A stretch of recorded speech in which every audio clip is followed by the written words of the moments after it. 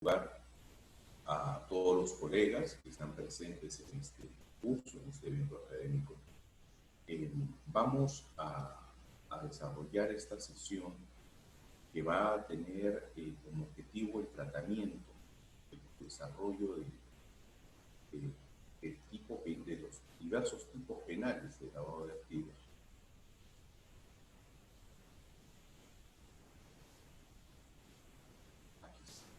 Conforme al temario ya indicado. Quiero agradecer también al Instituto por la invitación cordial que se me hace para ser parte del evento de nuestro lado, siempre con el mayor de los gustos en contribuir, en colaborar, aportar en los eventos académicos que se desarrollan en bien del conocimiento, a fin de compartir lo poco que uno ha adquirido a nivel de estudios y también a nivel de experiencia. En materia de lavado de activos, quien habla se desempeñó como consultor en la Procuraduría Pública especializada en delitos de lavado de activos y procesos de pérdida de dominio. Pudimos también ser testigos del desarrollo, del avance de un lado del propio fenómeno criminal y de otro lado de las modificaciones constantes que en el ámbito legislativo se han venido dando. Pues bien, entonces vamos a desarrollar la presente sesión y la vamos a dividir de la siguiente manera. En un primer momento tenemos que abordar el punto referido al fenómeno criminal de lavado de activos. En un segundo aspecto vamos a tratar acerca de su desarrollo normativo, cómo es que surge la tipificación, la punición normativa en el ámbito penal de este delito, de sus diversas modalidades. Y finalmente, en el tercer bloque ya vamos a aterrizar y vamos a desarrollar los diversos supuestos previstos en la normativa especial en el Perú respecto a la lucha contra el lavado de activos y las principales complicaciones que nos presenta en la práctica. Pues bien, entonces vamos a entrar directamente al primer punto, que es el referido al fenómeno criminal. Aquí tenemos primero que justificar por qué vamos a desarrollar este aspecto. Y esto es importante, porque si nosotros no entendemos cómo es que se genera, en qué consiste, cómo se ejecuta, qué modalidades o modus operandi existen para el desarrollo del delito de lavado de activos, pues simplemente no vamos a entender qué es lo que la normativa plantea, hacia dónde apunta y si esos planteamientos son correctos, esos planteamientos normativos y las decisiones jurisprudenciales son correctas o no lo son. Por eso es importante entender y partir primero del fenómeno. No podemos directamente analizar la medicina aplicada, si primero no conocemos la enfermedad.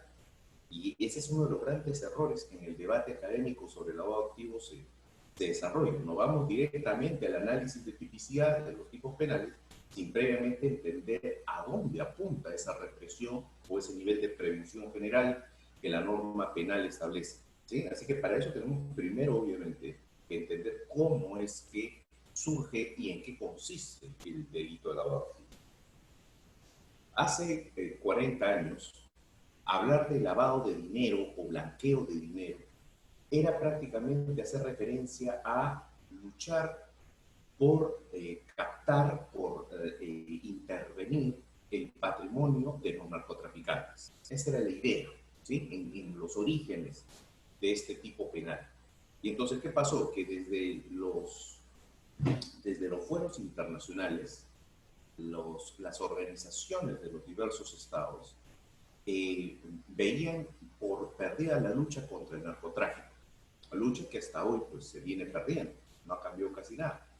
Y entonces, ya en aquel entonces se veía como que el narcotráfico avanzaba, pese a que ya diversos países lo habían sancionado, lo tenían previsto como un tipo penal grave, y se veía desde los estados la tremenda capacidad del narcotraficante, no solo para continuar desenvolviendo su actuación criminal, no solo para seguir traficando sino para ir buscando nuevas formas, formas cada vez más sofisticadas, más complejas, más dinámicas, que hacían que el narcotráfico estuviera siempre muchos pasos adelante del sistema de detección y de administración de justicia. Y dentro de los diversos aspectos que se apreciaban en ese contexto de lucha contra el tráfico de drogas, el referido a el disfrute patrimonial de los grandes capitales originados por el delito de tráfico ilícito de drogas, así como su volatilidad en las diversas economías, su ingreso y salida, su inyección en determinadas actividades económicas, y su posterior disfrute por parte de las organizaciones criminales y sus integrantes de estos capitales ilícitos, también era evidente que generaban cierta desestabilización en las economías, afectación a las competencias en el mercado y demás.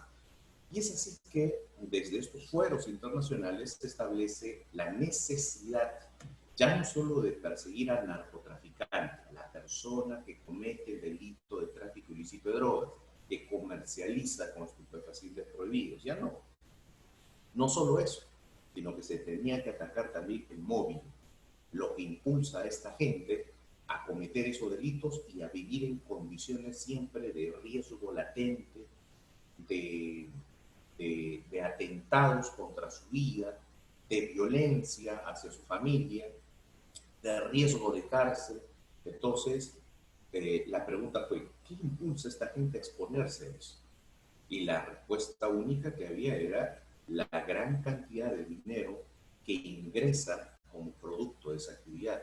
Esta gente vive al borde del riesgo, vive siempre al margen de la ley, vive siempre en una constante situación de alarma, no solo porque se enfrenta a otros carteles, a otras personas por sus propios negocios ilícitos, ante las autoridades de la Administración de Justicia que los persiguen, no solo por ese contexto de riesgo, sino también porque en su propia idiosincrasia es posible que esta gente sepa que en algún momento va a caer presa y que pese a cumplir condena, pues va a vivir en condiciones bastante privilegiadas en un establecimiento penal y que después de salir de cumplir su pena, lo que va a hacer es disfrutar de toda la riqueza ilícita que amasó. Entonces, frente a esa circunstancia, se entendió que era necesario no solo luchar contra la persona, perseguir al narcotraficante, sino también atacar su patrimonio, atacar esos activos ilícitos adquirió justamente a raíz de su actividad delincuencial. Y es así, y es en ese sentido que surge la idea de sancionar a aquel que toma ese producto, ese efecto, ese bien, ese capital directamente recaudado de su actividad de narcotraficante y que directamente o a través de otro lo que hace es ingresarla a la economía del país. A partir de ahí, a partir de esa figura es que se cataloga el delito de lavado de activos. Y entonces se aspira a sancionar el ingreso o la tentativa de ingresar capitales ilícitos a la economía nacional. ¿Cómo se ingresan esos capitales ilícitos? Las figuras siempre han sido intercalación, colocación e integración, el ciclo de lavado de activos. Es decir, actos de transferencia, actos de conversión, actos de adquisición, de recepción, de tenencia, de ocultamiento, traslado, ¿sí? Y entonces, a través de estos actos, es que se configura el tipo penal de lavado de activos. Y es así como nace. Miren, o sea, nace con la finalidad de luchar en realidad contra la práctica orientada a ingresar a la economía capitales, productos o vinculados directamente de una actividad delincuencial previa, que era en ese entonces el tráfico ilícito de drogas. Así es como surge la idea de lavado de activos y así en base a eso es que se une, se sanciona, se establece como en los instrumentos internacionales su sanción. Y a partir de ahí, a través de los diversos tratados de los que el Perú se adscribe, en los años 90 el Código Penal incorpora en el famoso capítulo de delitos contra la salud pública el delito de lavado. ¿Y por qué lo ubica el Código Penal en ese capítulo? Porque justamente en ese capítulo está sancionado, está previsto el delito de tráfico ilícito de drogas. Entonces, cuando en el Perú se adopta, se acepta la punición del delito de lavado de activos, cuando se incorpora a nuestra norma penal, se establece bajo esa línea: lucha contra el narcotráfico, vamos a atacar los capitales producto de la comisión del delito de tráfico ilícito de drogas. Así como surge, así nace.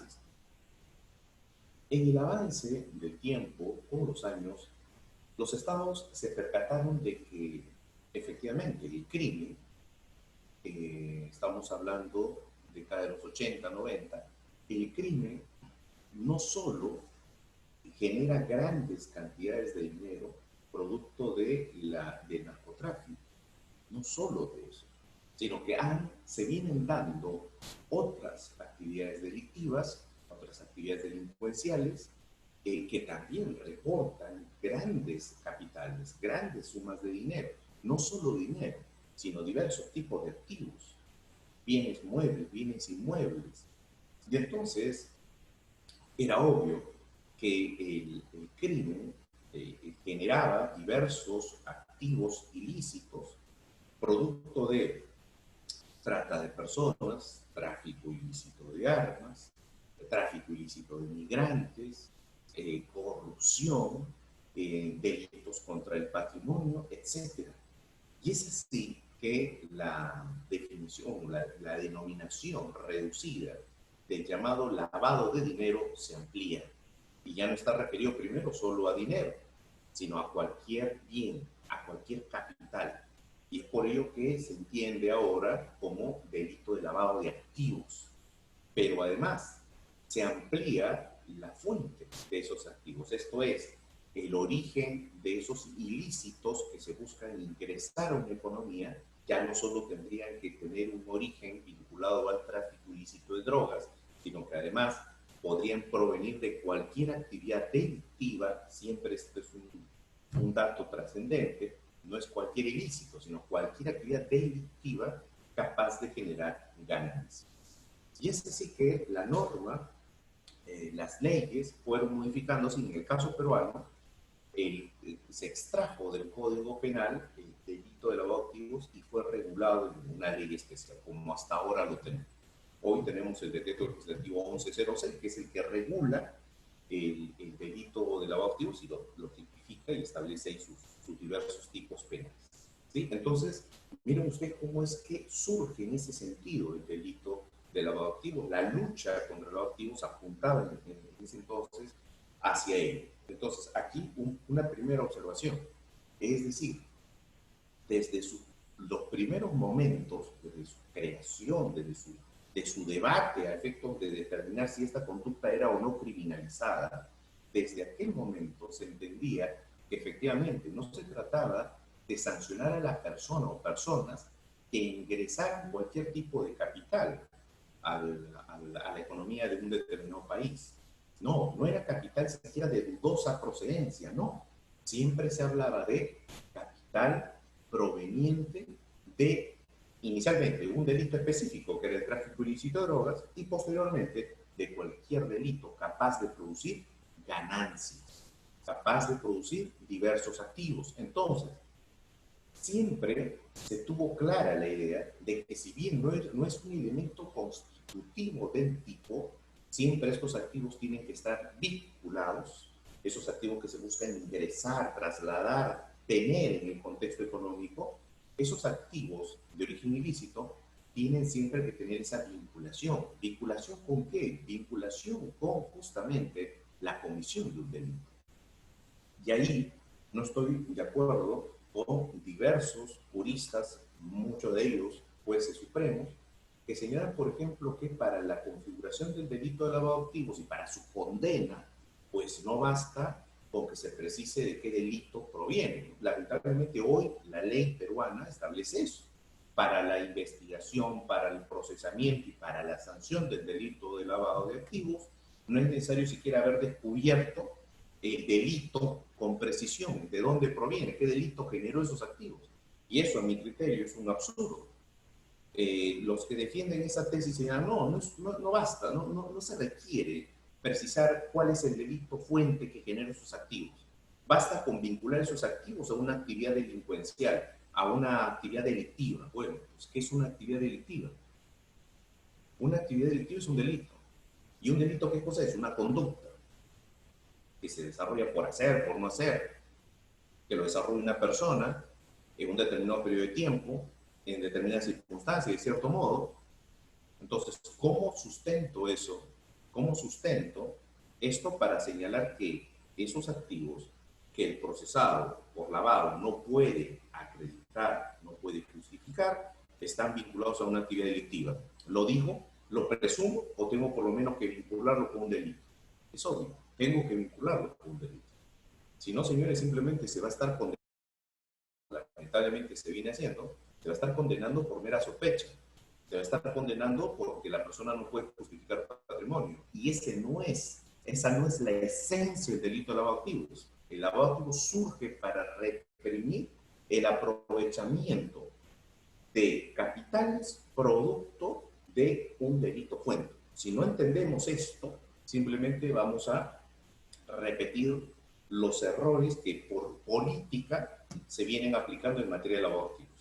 Este delito, lamentablemente, no solo en el Perú, sino en varios países, se ha convertido en una especie de bodrio, un instituto parchado que los estados van adoptando y van modificando en atención a parámetros internacionales para ir ascendiendo en cierta escala en el ranking económico de desarrollo a nivel internacional. Lamentablemente es eso. Eso es lo que está ocurriendo. Es decir, son criterios políticos los que están llevando, lamentablemente, a la Administración de Justicia a tener que verse con este problema de configuración desordenado y sin rumbo que es el delito de lavado de activos.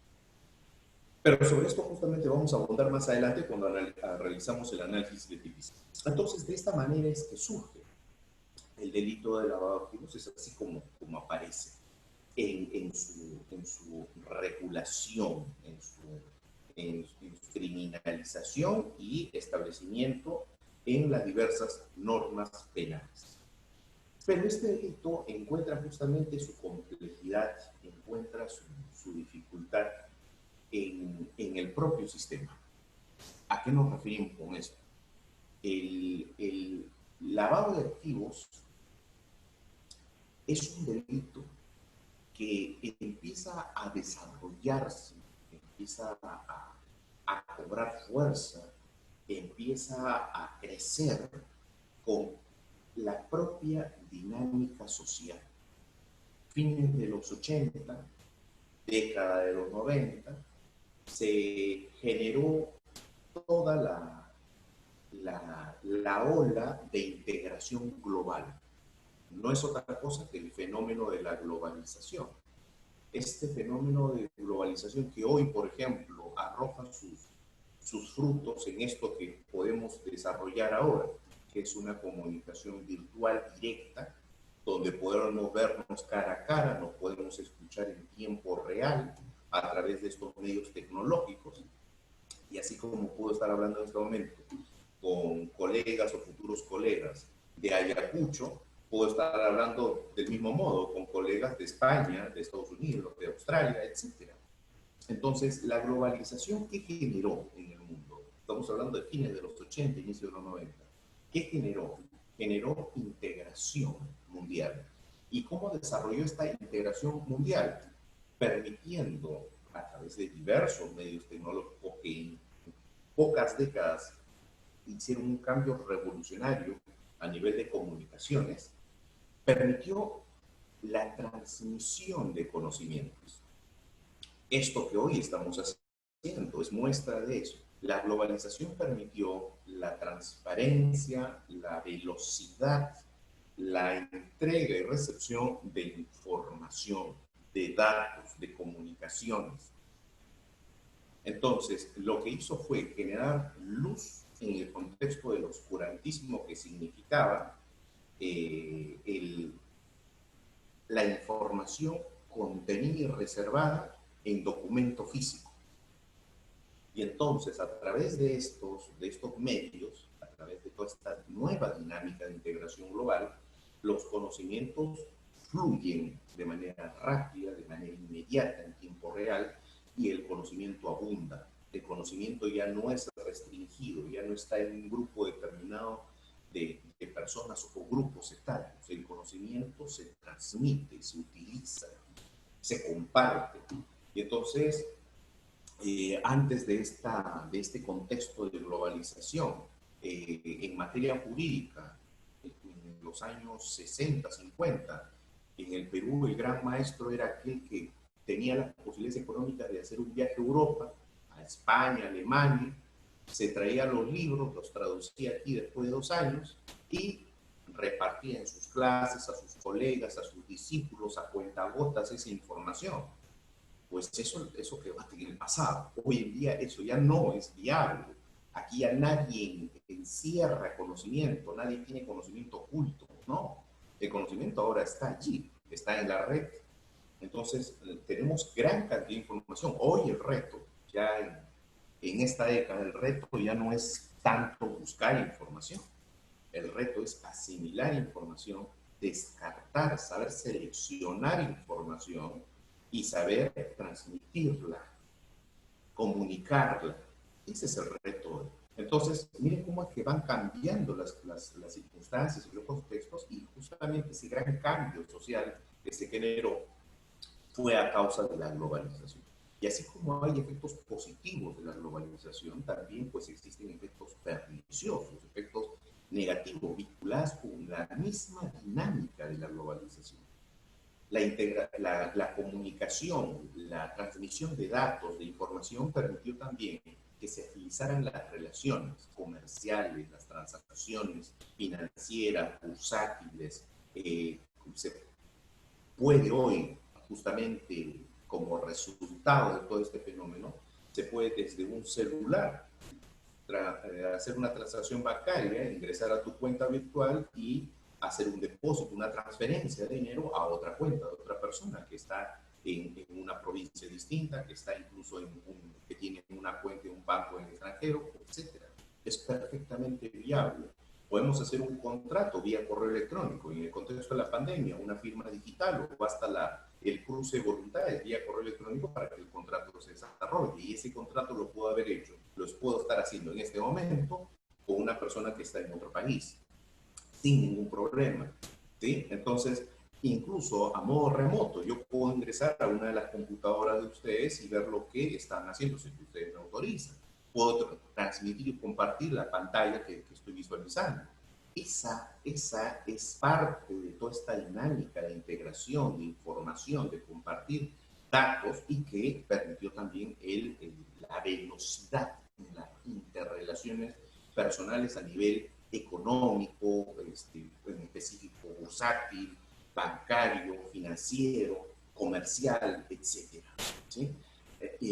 Pero a la mano, a la par con esto, el crimen vio en ese contexto, ve en ese contexto un nicho, un espacio en el que puede desarrollar determinadas conductas ilícitas.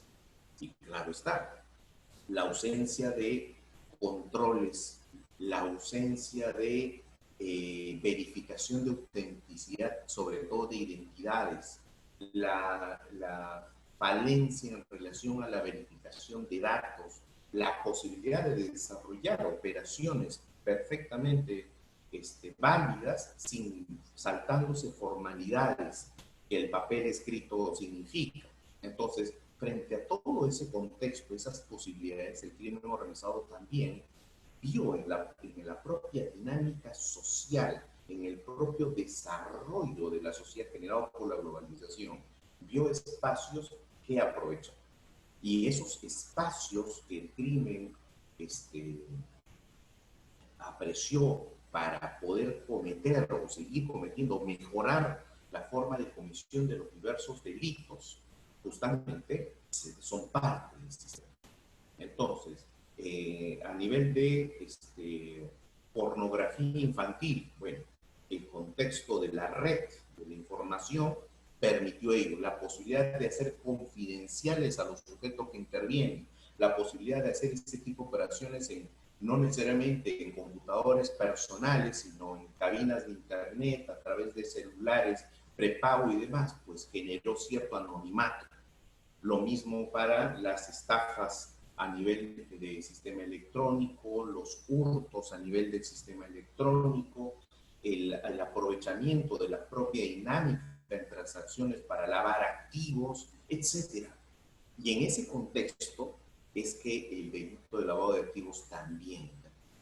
Por eso es que vamos a ver en los diversos manuales sobre lavado de activos, en los diversos instrumentos internacionales sobre lavado de activos, que justamente los espacios más vulnerables en un país, en una sociedad, son aquellos referidos a el sistema bancario. El sistema bancario es uno de los contextos donde con mayor incidencia y también con facilidad, lamentablemente, se puede cometer lavado de activos si es que los propios agentes bancarios lo permiten. El contexto de la compra-venta, el sistema de corretaje, las transacciones inmobiliarias, también es un contexto en el que justamente a través del cual se puede emplear este sistema para lavar activos. El empleo de diversas autoridades, el empleo de diversos funcionarios en el sistema bancario, en el sistema comercial, en el sistema empresarial, en el sector público. Todo ese contexto puede permitir el desarrollo del delito de lavado de activos. Las falencias en el sistema registral, las falencias a nivel de notarías, el contexto lamentablemente se presta para que el delito de lavado de activos se cometa. Y en países como los nuestros, caso peruano, por ejemplo, el lavado de activos también cobra mucha fuerza y encuentra un contexto muy adecuado para desenvolverse. ¿Por qué? Un factor determinante, que lo hemos visto justamente a raíz de esta pandemia. ¿Qué cosa es? ¿De qué? ¿De qué se puede valer el lavado de activos? ¿Dónde puede cobrar más fuerza? En la informalidad de la economía. La informalidad del sistema económico brinda tremendas facilidades para la comisión del delito de lavado. Y cuando hablamos de informalidad del sistema económico, nos referimos no solo a la falta de controles de los diversos sectores, bancario, bursátil, registral y demás, sino que también nos referimos a la informalidad laboral, que es la que también genera diversos contextos, espacios vacíos, donde obviamente los controles no existen. ¿Sí? Y entonces el lavador hoy, ya en el año 2020, encuentra un contexto que le permite desenvolverse y proseguir con su actividad de lavado de activos, más aún cuando entendemos que el delito de lavado de activos no está circunscrito a las fronteras del Perú. El lavador que desarrolla procedimientos especiales, complejos, justamente para blanquear los activos de origen ilícito, no se limita a hacer inversiones en el Perú. Lo hace a niveles internacionales, y por eso es un delito, un fenómeno transnacional, ¿no? ¿Y a dónde lleva esos capitales? ¿O de dónde los trae o hacia dónde los lleva? Pues ahí siempre vamos a ver en casi todos estos tipos de circunstancias, vamos a ver siempre la presencia de paraísos financieros, cuentas de empresas offshore abiertas en paraísos fiscales, ¿sí? Entonces vamos a ver que siempre va a haber ese espacio que facilita el desarrollo de estos procedimientos complejos de lavado de activos. Bajo esta visión, entonces, tenemos claro que el delito de lavado de activos, al valerse del sistema, al aprovecharse del sistema, no es un delito circunscrito a cierta conducta. No, el lavado de activos que se cometía en 1992 es muy distinto al hecho por el cual se lavan activos hoy en el 2020.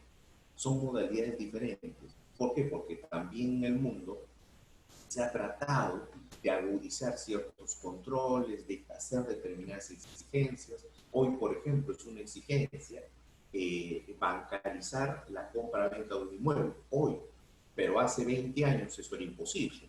Eso no se hacía. Entonces el lavador también sabe entonces que ya no tiene esa vía abierta para cometerlo, pero se abre otro abanico más. Hay otras posibilidades más que se pueden desarrollar para cometer justamente ese delito.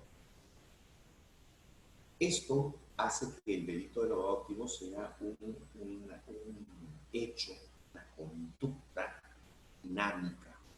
Se va moldando, el lavador va moldando sus procedimientos para blanquear capitales, los va moldeando, los va adecuando a las propias reglas que van apareciendo, desapareciendo, a las modificaciones que se van dando en el desarrollo social. Eso es lo que torna tan complejo y tan difícil, uno, de detectar, dos, de reprimir y tres, de prevenir frente al fenómeno criminal del delito de lavado de activos. Muy bien. Entonces, dicho esto y entendido ya, entendía la dimensión del fenómeno, ahora corresponde apuntar a ¿y cómo vamos a niveles de represión? A niveles de represión del delito de lavado de activos. En el Perú hemos ido con avances y con retrocesos. Más retrocesos que avances. ¿Y por qué? Porque lamentablemente la voluntad, el ánimo estatal de reprimir estas conductas, siguiendo estándares internacionales, siguiendo lineamientos internacionales, ha terminado por, en algún estadio, en algún momento de nuestra historia reciente, por modificar la ley penal especial de lavado de activos, haciéndola tan restrictiva que pues, procesar un caso era casi imposible. Y frente a ese gran error, se fueron al otro extremo, que es hacer que por lavado de activos entre cualquier tipo de conducta y se condene como sea, que es la actual ley que tenemos, lamentablemente. ¿Esto que permite? Permite no solo generar trabas en la administración de justicia, porque los mismos operadores judiciales, siguiendo pautas constitucionales, ven ellos mismos ciertos errores, ciertos vacíos o falencias en la propia legislación y que no les queda, y que lamentablemente no pueden aplicar simplemente la ley y pueden imponer condenas solo porque la ley así lo establece. No, porque hay criterios de justicia, hay criterios de conciencia que se tienen que evaluar. Y entonces, en el caso del lavado de activos, lamentablemente hoy, lo repito, y así vamos justamente a cuestionar esto hasta el final, lamentablemente hoy la ley peruana de lavado de activos permite que se investigue, que se procese y que se sancione a una persona por lavado de activos, por el delito de lavado de activos, pese a que no se ha descubierto que el delito fue. Lamentablemente, eso es lo que tenemos hoy. ¿Y cuál es el grave riesgo de eso? ¿Cuál es el grave riesgo de eso? Que en el Perú, teniendo una economía tan informal, hoy tenemos a personas que tienen un gran patrimonio, pero que comenzaron su actividad comercial hace 30 o 40 años, cuando no existían los controles fiscales, los controles tributarios o las exigencias tributarias que hoy tenemos.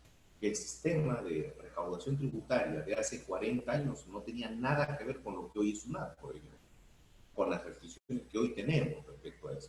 Y entonces esas personas, pues, que comenzaron hace 40, 30 años de manera informal, pues hoy es posible que no puedan justificar el patrimonio que tienen, porque iniciaron de manera informal, hoy ya son formales.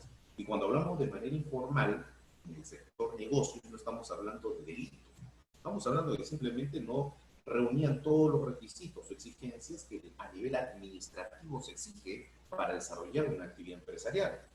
Y eso no es un delito. Y entonces, esta gente hoy puede ser procesada por un tema de competencia desleal o algo, pueden ser procesadas en la que de una denuncia de un adversario económico y en un proceso penal por lavado de activos, pues fácilmente un representante del Ministerio Público que se deja guiar por lo que la propia ley textualmente dice, sin mayor interpretación, puede decir, bueno, efectivamente, no me interesa saber cuál es el delito fuente, yo aquí tengo simplemente el dato de que este señor, este empresario, que tiene una gran cantidad de dinero, no puede justificarlo. Por tanto, tengo acá una presunción de lavado de dinero. Bueno, si es que tenemos ese tipo de imputación basado en lo que dice la ley, lamentablemente en ese caso se estaría condenando a una persona por el hecho de no justificar patrimonio.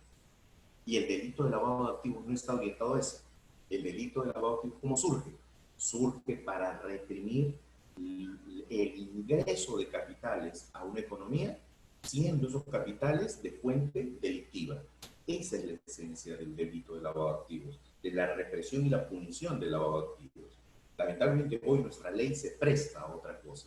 Reitero, por temas políticos.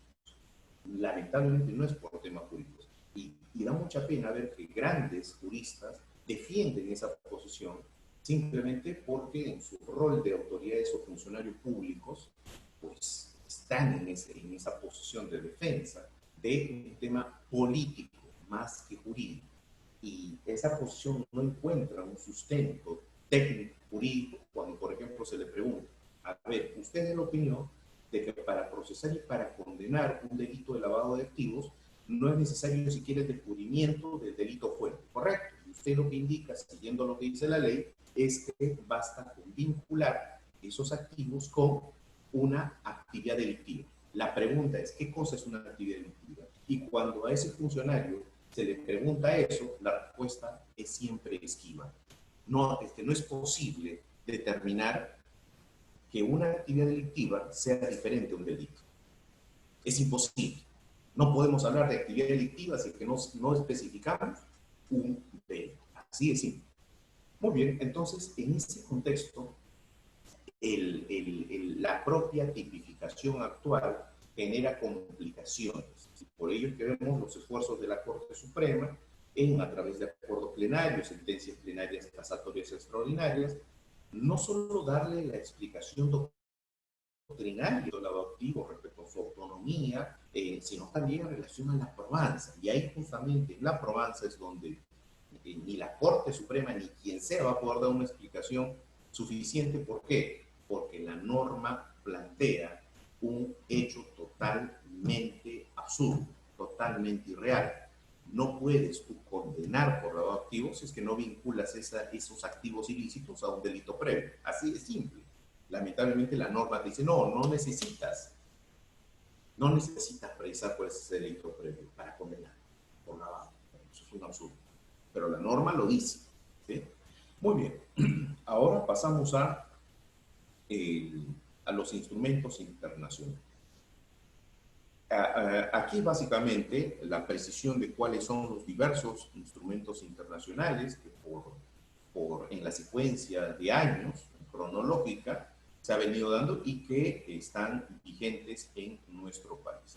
Partiendo desde la Convención contra el Tráfico Ilícito de Estupefacientes y Sustancias Psicotrópicas de 1988 hasta la actual ley, que es el decreto legislativo 1106. ¿Cuáles son las consecuencias de esta conducta, de este fenómeno criminal? O sea, ¿qué es lo que termina afectando? Y ahí vamos a entrar ya al bien jurídico tutelado, ¿no? Hay muchas teorías y muchas posiciones al respecto. Desde aquellos que plantean que el delito, que por la comisión del delito de lavado de activos se termina afectando el orden económico de un país, hasta aquellos que señalan que no, que en realidad no existe una afectación concreta al orden económico y que lo que realmente se afecta es la administración de justicia. Bueno, hay diversas posiciones. Vamos a dar a continuación un repaso por estas posiciones de manera muy puntual. Aquellos que señalan que el delito de lavado de activos afecta el orden económico, señalan lo siguiente. El orden económico se ve afectado debido justamente al ingreso de capitales ilícitos a la economía de un país y a la rapidez de ese flujo de capitales que ingresan y salen al sistema bancario o al mercado de un país. Esto genera desestabilización del orden económico.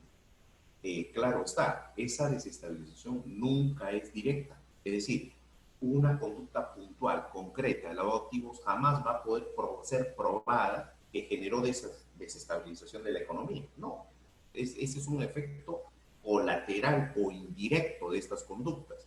Sí, pero ahí hay otra precisión. Se va a generar esta afectación al orden económico, a la estabilidad económica de un país, en tanto la economía de ese país sea una economía formal. Formal, es decir, países como el Perú, que aspira, pese a la informalidad que tenemos, aspira a cierta formalidad. Tenemos el 70% de trabajo informal, tenemos el 70% de personas que no tienen un trabajo estable, que no figuran en planillas y demás en la población. ¿Sí? Entonces, ¿qué pasa con este tipo de países? Que lo que por ley se establece es la prohibición del circuito económico de activos ilícitos. Claro, desde la propia regulación civil se establece que la propiedad privada, tiene que tener siempre un fin lícito, tiene que tener siempre un origen ilícito, no se puede admitir la incorporación en el sistema económico de un activo que tenga un origen ilícito, que esté vinculado a un delito. ¿Por qué? Porque cuando eso ocurre, el mecanismo legal es la incautación y el decomiso. No se permite que activos económicos, activos ilícitos, circulen en la economía. Y entonces, claro, en esos países se genera este tipo de afectación a la estabilidad económica, pero hay otros países que no se ven afectados. ¿Y cuáles son esos países que no se ven afectados? Aquellos países donde la rendición de cuentas, donde la justificación patrimonial no son la regla.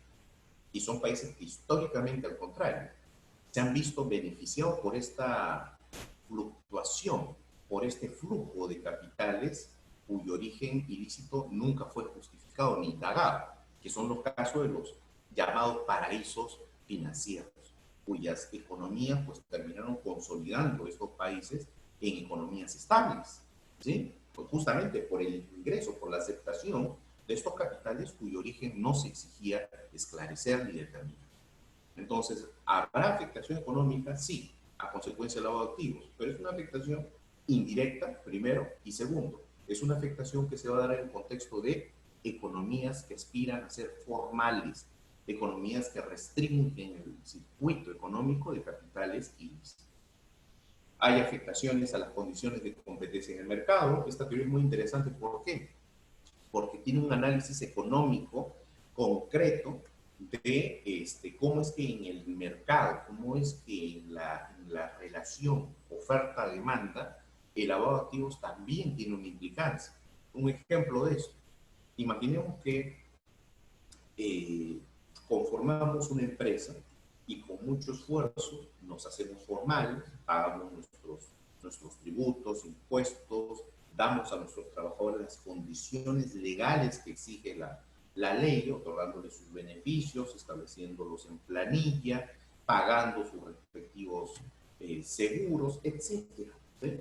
Y nuestra empresa, que está dedicada al rubro del transporte urbano terrestre, pues a lo largo del tiempo consigue ciertas ganancias y utilidades y decide reinvertir esas utilidades y las reinvierte como capital social.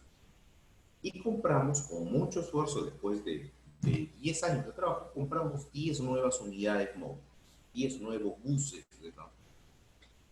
de última tecnología, muy bien acondicionados, etc. Perfecto, después de 10 años logramos reunir ese capital y seguimos trabajando, siempre dentro de la formalidad.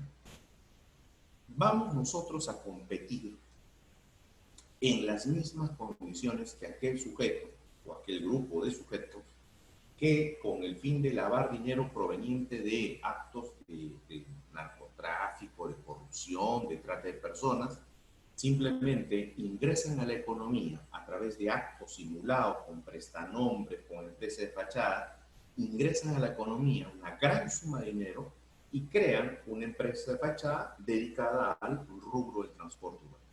Y de frente, compran un local para que sea su sede, habilitan diversas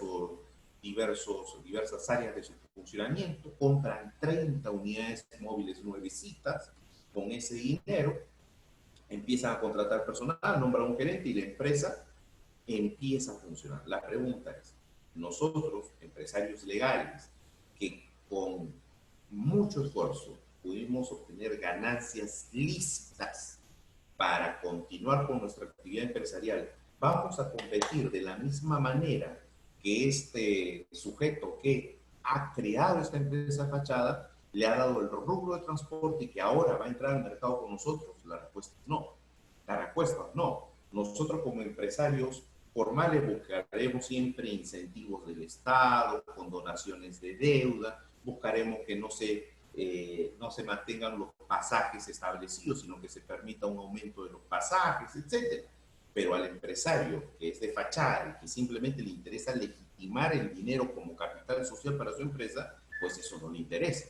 No le interesa ahorrar, no le interesa siquiera las ganancias que va a generar esa empresa, no. Lo que le interesa es tener una fachada para justificar el ingreso de ese dinero. Y claro, en esa actividad va a falsificar las actividades que desarrollan, la documentación que justifique sus ingresos. De pronto sus camiones, sus buses, pues no trasladan a muchas personas, pero en el papel va a figurar como que sí desarrollaron una gran actividad y por tanto el dinero está ingresando. No es dinero de los clientes, es dinero de la propia organización criminal que lo que quiere simplemente es una justificación para lavar, para legitimar ese dinero. ¿Sí? Entonces, obviamente hay una afectación a las condiciones de competencia en hay también una afectación a los fines de los recursos públicos e intereses colectivos. Y efectivamente esto se da vinculado a lo primero. La afectación al orden económico puede generar una afectación al orden monetario. ¿Qué es esto? Una devaluación de la moneda en comparación al mercado internacional. ¿Qué pasa cuando en el Perú la moneda se devalúa? Que es normalmente en contextos de inflación. El Estado se ve obligado a incrementar la emisión de dinero. Incrementa la emisión de dinero, ¿para qué? Para que justamente esa devaluación no termine quebrando a las empresas. Para que la gente vea que su dinero, que antes valía 100 y ahora vale un sol, pues tenga dinero con el cual continuar alimentando la actividad comercial.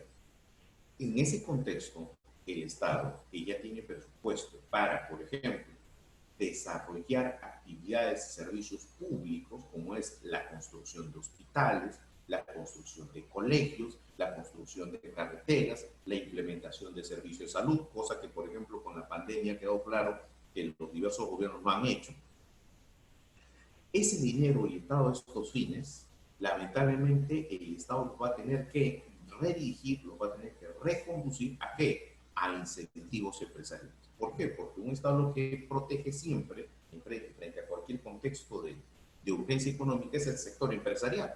Siempre es así. O sea, no es novedad eso que ahora vivimos. Siempre el Estado va a apuntar a proteger al sector empresarial porque es el sector que sustenta la economía de países débiles, como es el caso del Perú.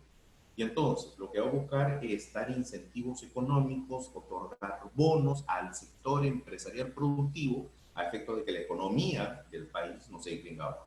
Y de ese modo, ese dinero que estaba destinado al servicio público, que era la construcción de hospitales, de aeropuertos, de colegios, de carreteras y demás, lamentablemente va a tener que ser orientado para salvar la economía del país a la financiación de actividades productivas. Este es un efecto indirecto del lavado. ¿Hay afectación al sistema financiero también? Sí, claro. Imaginemos que nos enteramos que el banco, donde nosotros tenemos nuestros ahorros de toda la vida, está siendo investigado por un presunto lavado de activos de sus accionistas o directivas. Los que conocen de lavado de activos inmediatamente van a sacar su dinero del banco porque saben que las cuentas van a ser inmovilizadas, que los activos del banco pueden ser incautados hasta que se esclarezcan los hechos y demás. Y entonces, inmediatamente al retirar en masa ese dinero, pues el sistema financiero va a colapsar. Es un efecto indirecto del lavado de activos. Hay una afectación a la seguridad pública, sí. Hay una afectación a la seguridad pública. ¿En qué sentido? ¿En qué contexto? El, el lavado de activos, la comisión de este delito, lanza un mensaje de la sociedad. ¿Cuál es? Que el crimen, si paga, es decir, el crimen si da réditos, si genera beneficios, ¿no? Y por eso es que lamentablemente hoy, en el contexto cultural que vivimos, no total, pero sí mayoritario, a nivel de juventud, de los llamados millennials, se cree que el hecho de dedicarse a una actividad ilícita te va a dar estatus, te va a dar dinero rápido, te va a dar el vehículo dorado, te va a dar el departamento decorados sumamente lujosos, te va a permitir vivir de fiesta en fiesta, te va a permitir ser un sujeto que tiene influencia en redes sociales, lamentablemente. ¿Sí? ¿Por qué? Porque pues, incluso en redes sociales muchos sujetos vinculados al crimen, o muchos familiares de personas, de sujetos vinculados al crimen, pues lucen mediáticamente sus activos, su patrimonio, ¿no? Entonces, ese mensaje es el que lanza el lavado de activos. El hecho de agregar gasolina, combustible a las aspiraciones delincuenciales, ¿en pro de qué? En pro de lucro, no hay otra. O sea, el lavador de activos no tiene una finalidad distinta a la lucrativa.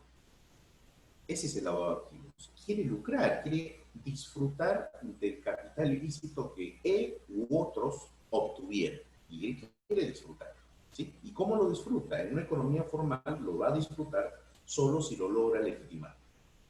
Y entonces, ese mensaje, lamentablemente, atenta contra las aspiraciones estatales, fines colectivos de lucha contra el crimen. Y entonces se entiende que aquel que está lavando es porque ya cometió un delito y ya obtuvo ganancias. Ese mensaje es una mala señal para la lucha contra el crimen.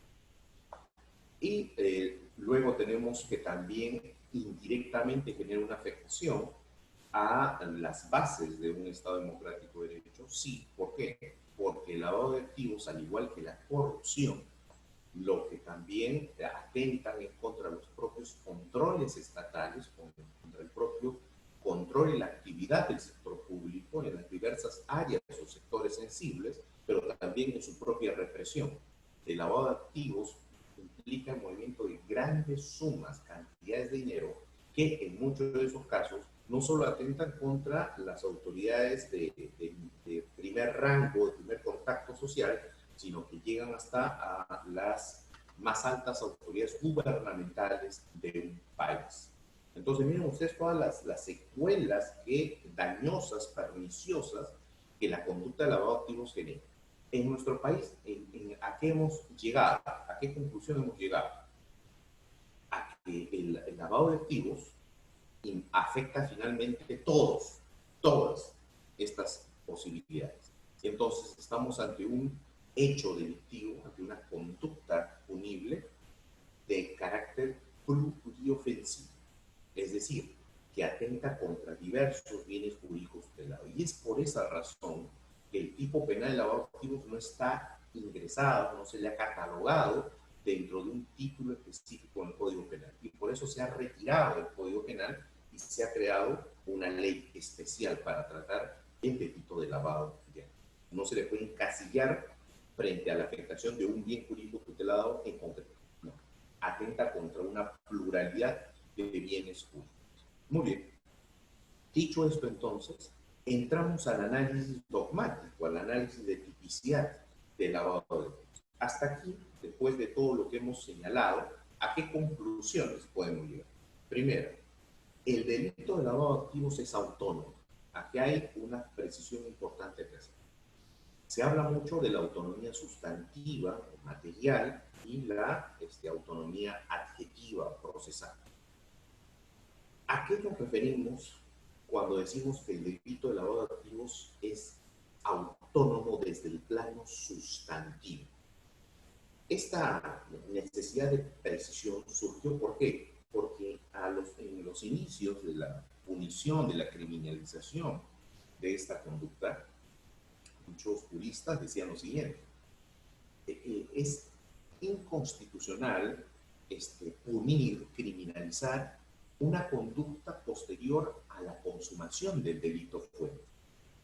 Se está sancionando, se está criminalizando con el lavado de activos una fase de agotamiento que bajo la teoría del delito es claramente no punible.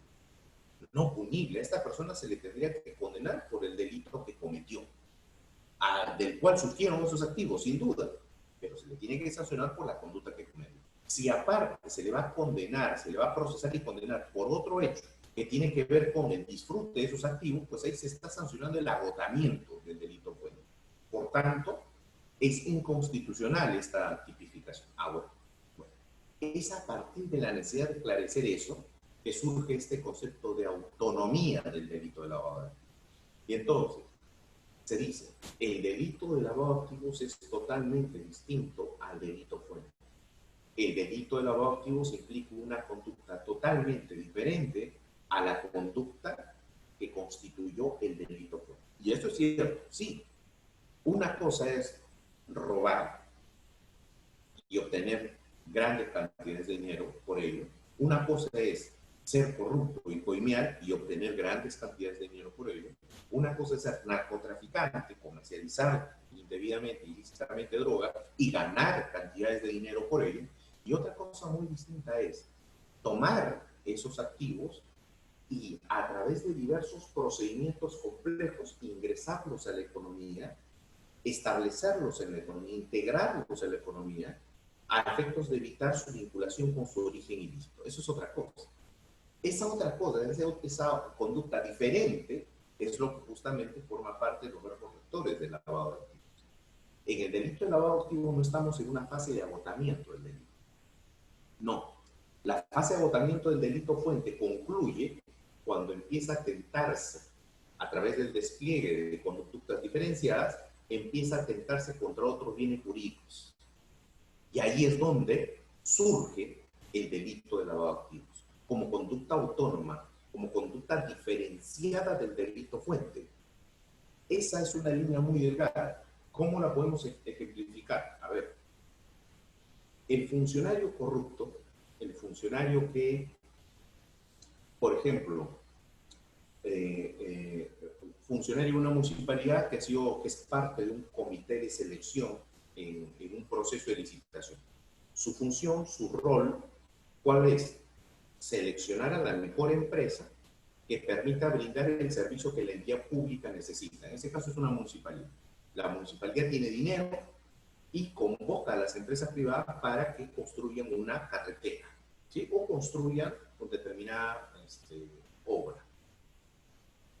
La función de este funcionario es ver las propuestas técnicas de los empresarios, ver sus propuestas económicas, ver cuál cumple con todos los requisitos de experiencia, de calificación profesional, de planteamiento técnico, de materiales que va a utilizar, etc.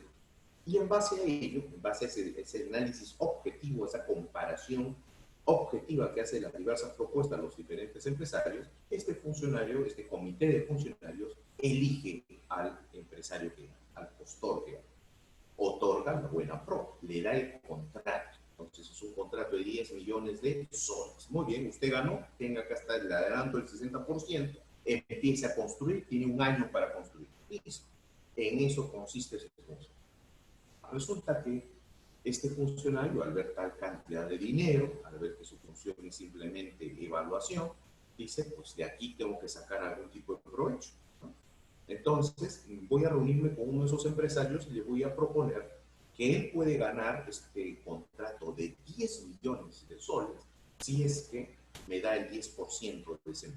Si él me da ese 10%, pues yo le doy el contrato. Bueno, para él va a ser el contrato. Listo. Y efectivamente hace eso, el empresario corrupto acepta también eso y pum, se consumó el delito.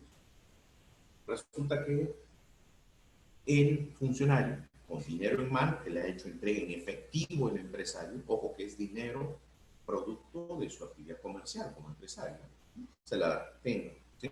Ahí está su 10%, gracias por la obra, listo, hasta luego. Este funcionario toma ese dinero, ese millón de soles, y lo guarda en su casa, debajo de su cama. Pregunta, ¿lavado de activos o no? Hasta ahí no hay lavado de activos. Es decir, si le encuentran, si interviene en su casa y le encuentran ese dinero en su cama, debajo de su cama, pues ahí no hay lavado de activos. Ahí a esta persona se le tiene que procesar por el delito de colusión, pero no por lavado de activos. Uno dirá, pero tenencia. No, no, no, no. La tenencia implica actos previos de transferencia y conversión. Aquí no ha habido actos previos de transferencia y conversión. Oiga, ¿y cómo entonces cuándo habría lavado de activos? Habría lavado de activos cuando este sujeto, teniendo ese dinero ilícito, producto de la coima que recibió, utilice a un primo lejano, a un vecino, a su chofer, lo utilice y le diga, oye, vamos a falsificar un documento y vamos a hacer como que yo te había prestado dinero y tú me lo estás pagando, ¿de acuerdo? Y entonces yo te presté tanto y tú me estás devolviendo ese dinero. Y luego voy a crear una empresa donde ese dinero lo voy a inyectar. Y luego los otros me van a comprar esa empresa. Y de esa manera, al final, lo que está haciendo es, en papel, está tratando de ingresar ese dinero a la economía nacional para luego disfrutar del mismo. Al final, el destino va a ser él mismo. El destinatario de ese dinero va a ser él mismo. Entonces, en ese caso ya aparecen conductas orientadas a convertir, a transferir activos, que es la primera conducta que se tiene que desarrollar. No puede haber conducta de tenencia, posesión de activos ilícitos, si es que previamente no hay actos de transferencia o conversión. Entonces, a partir del despliegue de estos actos complejos, de estos procedimientos que implican documentación falsa, procedimientos fraudulentos, simulados, a través de eso, recién se están desplegando conductas de lavado. Antes de ello, no hay. Entonces queda claro cuando estamos ante agotamiento del delito y cuando ya estamos ante conductas que implican la ejecución del delito de lavado de activos. A eso se refiere la autonomía del delito de lavado de activos. En el ámbito procesal, el gran debate, este es el gran problema que desde un inicio lo estoy señalando. En el ámbito procesal se dice, bueno, el delito de lavado de activos es autónomo también en relación al delito fuente. ¿Por qué? Porque no se necesita probar el delito fuente para probar un caso de lavado de activos. Y eso es lo que hoy recoge nuestra ley. Nuestra ley dice, no se necesita siquiera el descubrimiento del delito fuente para investigar, procesar o sancionar a una persona. Es decir, puede condenar a una persona por lavado de activos sin siquiera saber de dónde provienen esos activos supuestamente ilícitos. ¿Cómo conectas el ingreso de capitales ilícitos provenientes de un delito si no has descubierto qué delito es? Es un absurdo total. Es un absurdo. Habrán aquellos que digan, no, pero que basta con vincular las actividades delictivas. Bueno, ¿qué cosa es una actividad delictiva? ¿Qué cosa es una actividad delictiva? Una actividad delictiva no es una cosa genérica, no es algo que podamos suponer, se tiene que precisar, se tiene que especificar. Lamentablemente hoy tenemos esta norma que aparte es la modificación de otra, que solo permitía esta circunstancia en fase de investigación y procesamiento, más no de condena. Entonces, en ese contexto se dice, no, es autónomo entonces el lavado activo en relación a su probanza, porque no es necesario probar el delito fuente. A mi criterio, eso es totalmente incorrecto. Es totalmente incorrecto. La autonomía adjetiva en este caso está referida a que, efectivamente, el tipo penal no tiene como un elemento objetivo el delito fuente. La idea no es probar el delito fuente para fines de tipicidad de la conducta, no. La idea es que se tenga que vincular estos activos con un origen delictivo o un origen ilícito, que es lo que la norma sí exige. Aquel que transfiere o convierte activos conociendo o debiendo presumir su origen ilícito. Ahí es donde tienes que vincular eso. Entonces, ¿cómo logras acreditar que el sujeto podía conocer el origen ilícito de los activos si no logra vincular esos activos con su fuente, con el delito a raíz del cual se originaron? Si no logras acreditarlo, pues no tienes caso. No tienes caso razonablemente hablando. Lamentablemente la norma hoy abre el espectro para que cualquier sospecha frente a un patrimonio no justificado constituya lavado. Un tremendo problema. Tenemos ahí una aberración legal que esperamos que sea reparada pronto. Lamentablemente ya entran criterios de política, populismo e intenciones de aspiración económica de cierto sector gubernamental en relación al país, obviamente.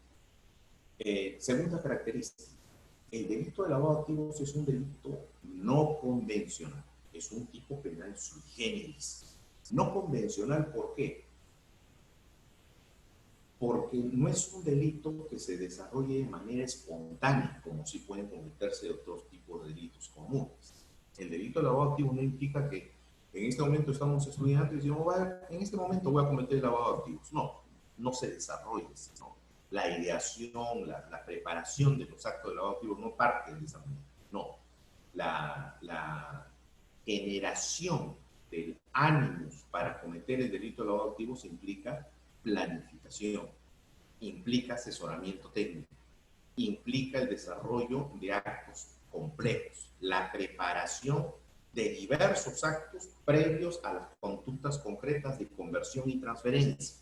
Es un delito no convencional, no surge así espontáneamente, no se comete de manera inmediata a la sola intención, no, necesita de todo un conjunto de planeamientos, de estrategia y actos previos orientados justamente al cumplimiento de sus verbos rectores.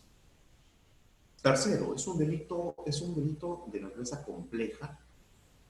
¿Por qué? Porque implica procesos. Lo que estamos diciendo, a ver, si el sujeto es un narcotraficante conocido, el sujeto a su nombre va a comprar un inmueble, siendo que no puede justificar su patrimonio y siendo además que su nombre está en todas las noticias como un narcotraficante o como un procesado por narcotráfico.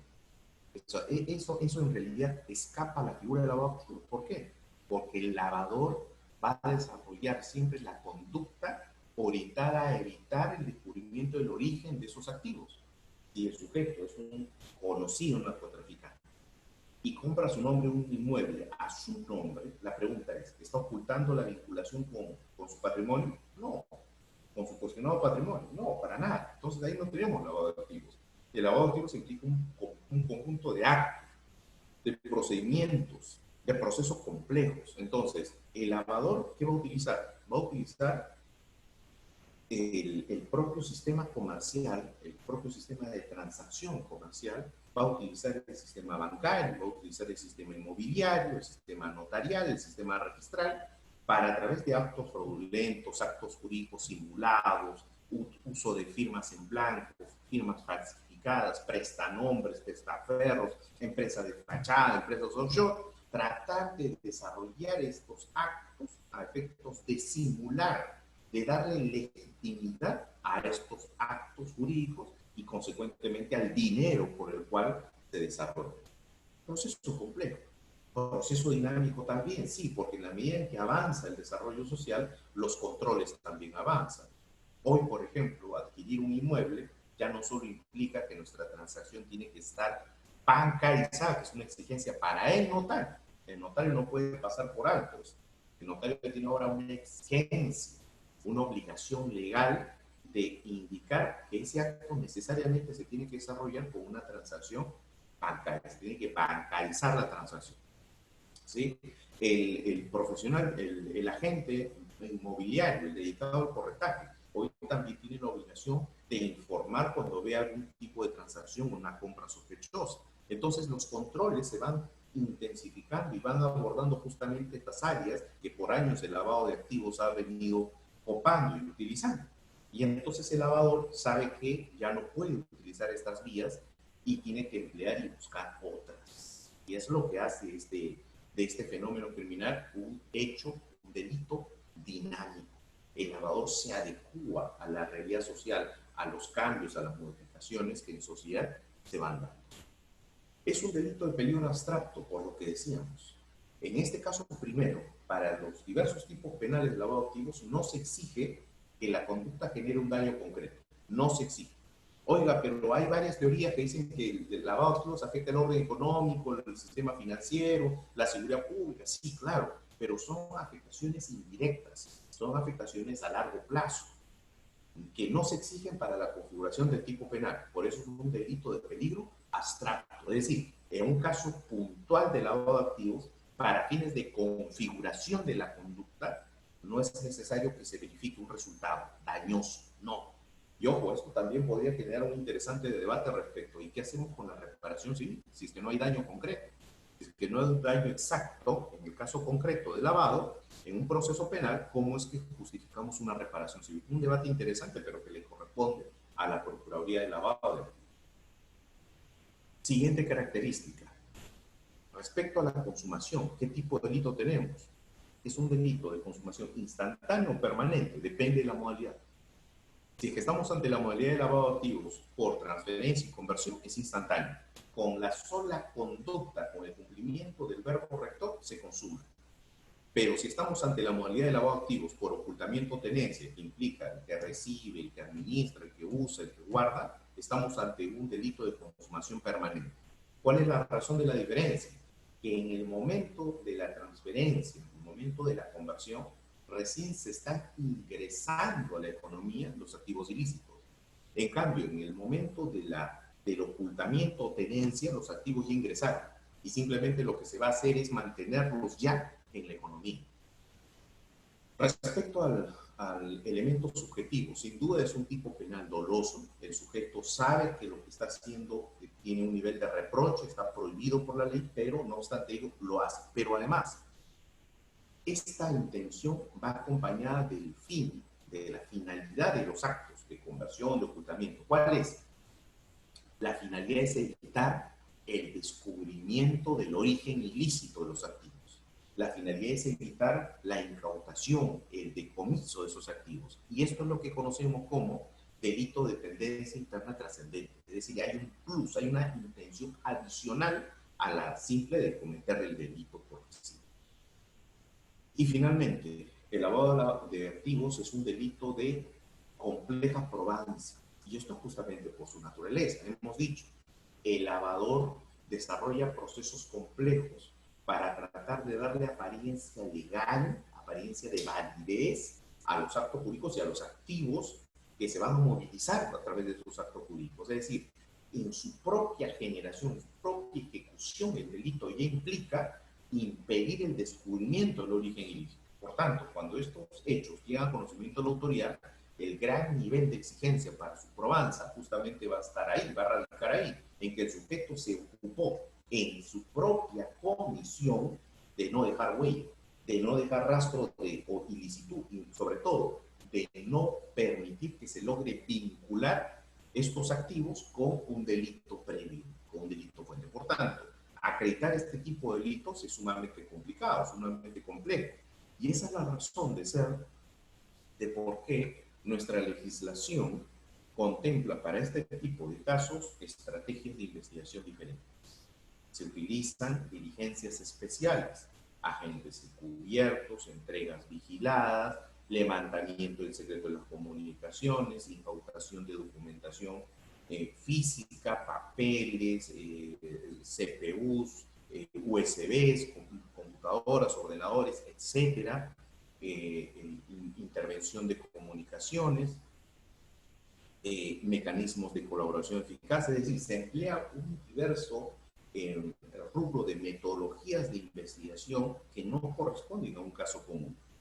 Pero además, nuestra propia legislación establece como regla general que para estos casos se debe utilizar la metodología de la prueba indiciaria como regla. Es decir, estos casos de lavado de activos difícilmente se van a lograr acreditar, se van a lograr probar con prueba directa.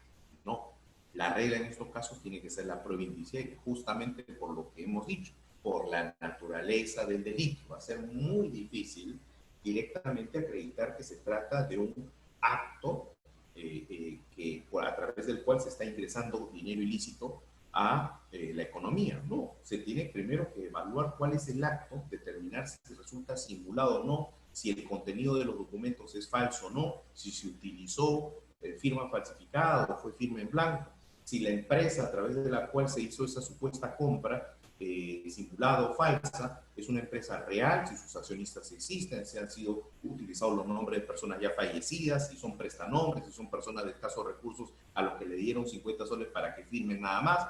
Se tiene que hacer todo un conjunto de desplegar un conjunto de actos de investigación orientado justamente a acreditar la hipótesis de la comisión del delito de lavado de dinero. Este contenido ya es el que hemos desarrollado a profundidad, en detalle, todo lo que hemos señalado respecto a esto. Muy bien, y así llegamos ya a la parte final referida a los tipos penales contemplados en el decreto legislativo 1106, que fue modificado por el decreto legislativo 1249. El artículo primero nos habla acerca de los delitos de conversión y transferencia. El artículo segundo acerca de ocultamiento y tenencia, y el artículo tercero respecto a transporte y traslado. Aquí, ¿qué corresponde decir? Ya prácticamente hemos definido las características esenciales del lavado de activos, pero aquí sí es importante precisar lo siguiente. Conversión y transferencia, ¿qué tipo de delito? Delito instantáneo, es decir, se consuma con el solo acto de convertir o transferir activos ilícitos cuyo origen ilícito conoce el sujeto, el lavador, o debe presumir. Con la finalidad, elemento trascendente, miren ustedes, acá está, con la finalidad de evitar la identificación de su origen, incautación o decomisión. Este tipo penal es un delito de comisión instantánea y en estos casos convertir y transferir implican dos conductas diferentes. Puede cometer el delito de lavado de activos bajo esta modalidad incurriendo en cualquiera de estos dos verbos rectores. Convertir, ¿qué significa? Que el activo cambia de naturaleza. Cambia de naturaleza, su naturaleza muta, pasa de efectivo a ser inmueble, cambia. En cambio, la transferencia no implica ese cambio de naturaleza del bien. Lo que se transfiere simplemente es la titularidad de dicho activo ilícito. Ocultamiento y tenencia. Este es un delito de consumación permanente. Aquí estamos ante un delito posterior a esta conducta. Ya tiene que haberse desarrollado una previa conversión o transferencia para que recién podamos hablar de una imputación por el artículo 2, que es ocultamiento y tenencia. Si bien esta nomenclatura del artículo 2 es ocultamiento y tenencia, dentro de ella tenemos diversos verbos rectores y cada uno implica obviamente una conducta distinta, ¿no? El sujeto activo en estos casos utiliza, posee, guarda, administra, custodia, recibe, oculta o mantiene en su poder activos ilícitos que conoce, cuyo origen conoce o debe presumir. En este caso, utilizar, por ejemplo, no es lo mismo que poseer. El que utiliza, emplea, usa, goza de determinado bien. El que posee puede tener un ámbito de ejercicio diferente, mucho más amplio. El que guarda no es el mismo que custodia. El que guarda simplemente ubica el bien en determinado lugar. El que custodia, además de guardar el bien, lo que hace es emplear vigilancia sobre el bien. El que administra no es el mismo que posee. El que administra normalmente administra bienes o personas jurídicas, gestiona, desarrolla labores orientadas al funcionamiento de determinado capital. Entonces, cada uno de estos verbos rectores es diferente y cuando se plantea una imputación por el artículo 2, el fiscal debe precisar qué tipo de conducta es la que imputa. No puede decir simplemente imputo lavado activo bajo la modalidad de ocultamiento. Bueno, si es ocultamiento o tenencia, indícame qué he hecho. He utilizado, he guardado, he custodiado, he ocultado, qué cosa he hecho para poder defenderme. Eso es una imputación concreta que va desde la investigación preparatoria formalizada. Muchos creen que la imputación concreta recién se presenta en el control de acusación y eso es falso. No, esa es la imputación acabada. La imputación concreta se exige desde la formalización de la investigación. Y finalmente, en el artículo 3 tenemos la figura más antigua de lavado de activos que aún es vigente y es una de las que más garantía de confidencialidad genera para el autor. ¿Por qué? Porque en este caso, en el artículo 3, estamos ante los supuestos del transporte o traslado de dinero. Miren cómo se reduce. Ya no estamos ante capitales en general, dinero. Aquí estamos ante dinero en efectivo. Entonces, hasta hoy, esta figura es muy beneficiosa para el lavador porque no deja huella. En los casos anteriores, a ver, en la conversión o transferencia, si yo quería convertir a través de un acto simulado la compra con dinero proveniente del narcotráfico de una casa, voy a dejar huella en el sistema. Va a aparecer una persona, así sea mi testaferro, va a aparecer en un contrato, una minuta, un testimonio, registro público, va a aparecer, va a haber huella de esa transacción, fraudulenta, simulada, falsa, lo que sea, pero va a haber huella de ello. En el ocultamiento, lo mismo. Si se hace la simulación de que yo administre determinado bien, va a quedar huella. Voy a figurar con el cargo de gerente, de administrador en determinada empresa. Va a quedar un rastro. En cambio, en el transporte y traslado, no. Porque aquí el sujeto simplemente transporta o traslada dinero en efectivo por cualquier medio dentro del país. Y aquí el sujeto, para no ser rastreado, puede utilizar vehículos de transporte público, vehículos privados, puede utilizar avionetas, ¿sí? Puede utilizar yates para ir de costa a costa, de puerto a puerto, etcétera. Y en la ruta, para no ser detectado, puede incurrir en actos de corrupción, etcétera. Para evadir cualquier control. Pero siempre esto no va a dejar huella. No hay huella de esto. Y esta es la gran ventaja, eso es lo que busca justamente el lavador. Lo mismo cuando esto se hace ingresando al país o sacando del país. En el caso peruano, pues las fronteras han sido por mucho tiempo, por muchos años, lugares que no acreditan, que no garantizan al 100% efectividad en cuanto al control. Basta con ver la frontera de Desaguadero en Puno para ver que por ese pequeño río se trasladan diversos tipos de enseres, productos, dinero, de costa a costa, de ribera a ribera del río, del lado peruano y del lado boliviano. Entonces el control ahí cero, ¿no es cierto?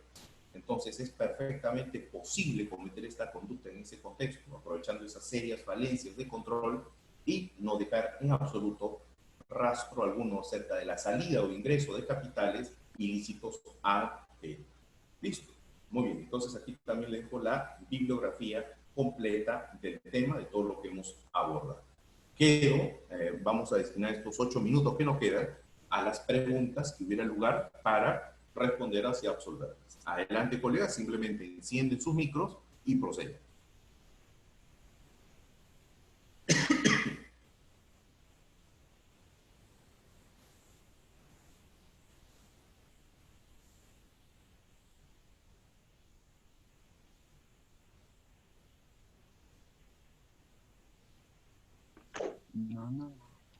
Adelante, colegas. Doctor, buenas noches. Pati Díaz le saluda desde la ciudad de Chiclayo. Una consulta. Bueno, En el tema del lavado de activos, ¿cómo se manejaría el tema de la autoría y la participación? Bueno, eso va a depender de la imputación. En ese caso, ¿qué conducta se estaría imputando? ¿Una transferencia, una conversión? ¿Cuál sería la imputación? ¿Podría usted más o menos explicarnos?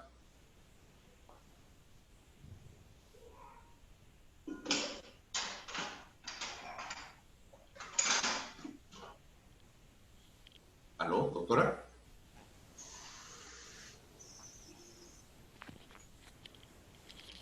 Doctora Patti. Sí, sí, doctor. Lo que pasa es que el hospedador silencia y no se puede hablar. Ok, Doctor, doctora. bueno, en este caso, en el tema de la tenencia, pues, ¿no? ¿Cómo, y en el tema también de la transferencia, cómo se manejaría el tema de la complicidad?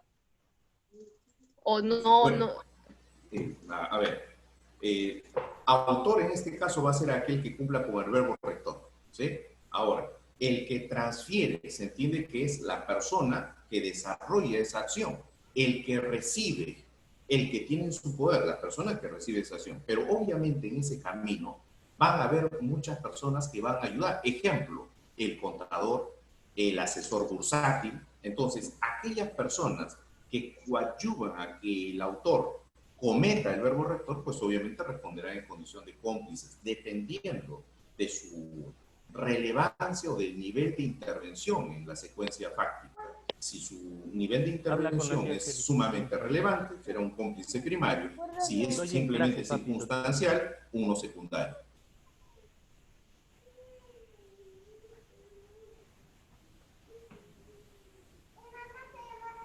Gracias, doctor. De nada, doctor Augusto.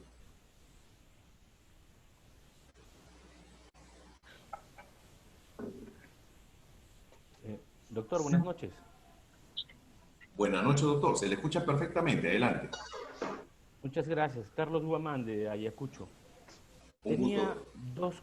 dos consultas, doctor Cristian. El primero acerca de cómo diferenciaríamos en el tema de corrupción de funcionarios el delito de enriquecimiento ilícito contra lavado de activos. En el ejemplo que usted propuso, me vino a la mente esto, ¿no? ¿Cómo podríamos diferenciar enriquecimiento ilícito de lavado de activos?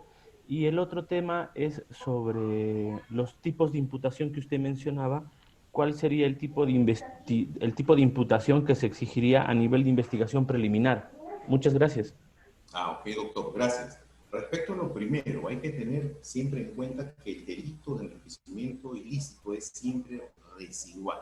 Es decir, cuando no se le puede imputar a un funcionario público el haber cometido un peculado y haber obtenido ganancias, cuando no se le puede imputar que ha cometido un cohecho y ha recibido dinero y por tanto su patrimonio se incrementó, cuando no se puede hacer cualquier otra imputación, recién se recurre al delito de enriquecimiento ilícito para evidenciar qué cosa, que hay un patrimonio que no puede justificar lícitamente, justamente porque él tiene el deber de ser transparente en relación a su patrimonio. Ahí se aplica el enriquecimiento ilícito. La conducta de lavado de activos es totalmente diferente. Es totalmente diferente.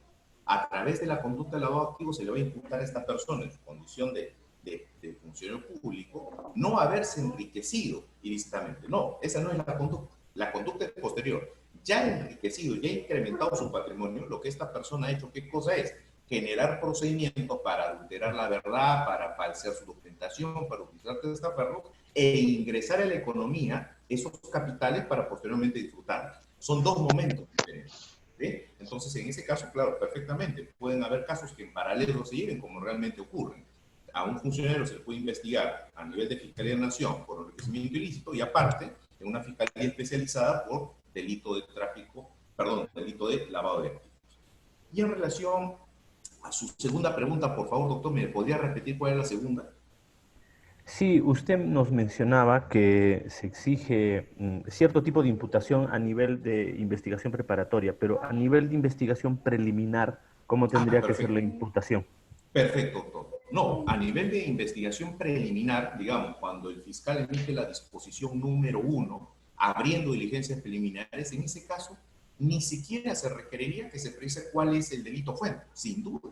Si quiere, porque justamente en la investigación el fiscal tratará de establecer y hallar cualquier tipo de indicio que vincule, primero, que existe un desbalance patrimonial y que ese patrimonio estaría vinculado a algún hecho delictivo. Eso ya se va a ver en la indagación preliminar, pero cuando se abre las diligencias preliminares, no es necesario decir ello. No obstante, cuando el fiscal emita la disposición de formalización, a manera de hipótesis, ni siquiera acreditativamente, sino a manera de hipótesis, a efectos de cumplir con una imputación concreta, el fiscal sí tendría que decir de dónde o respecto a qué hecho delictivo, cuál sería el origen ilícito de esos activos ilícitos que se han transferido, se han convertido, se tienen o se han trasladado. Tendrían necesariamente que vincularlos a nivel de hipótesis, no simplemente no podemos garantizar la defensa de la persona. Doctor, discúlpeme que comente algo más. En todo caso, a nivel de investigación preliminar, teniendo el tipo penal de lavado de activos, en resumen, podríamos hablar de 6 modalidades, se tendría que especificar por lo menos la modalidad, conversión, ocultamiento, transporte, o se Bueno, puede eso va a ser aperturar por todas las modalidades. para abrir las diligencias preliminares, pues en realidad ni siquiera eso sería exigencia. Basta con que se precise el lavado de activos, incluso en general, las disposiciones fiscales de apertura en ese sentido van. Y ya en la marcha se determina si fue un acto de transferencia o de conversión. Un fiscal, para evitar cualquier cuestionamiento, ¿qué hace? Que abre por todo. y al final reduce y se queda con una sola modalidad.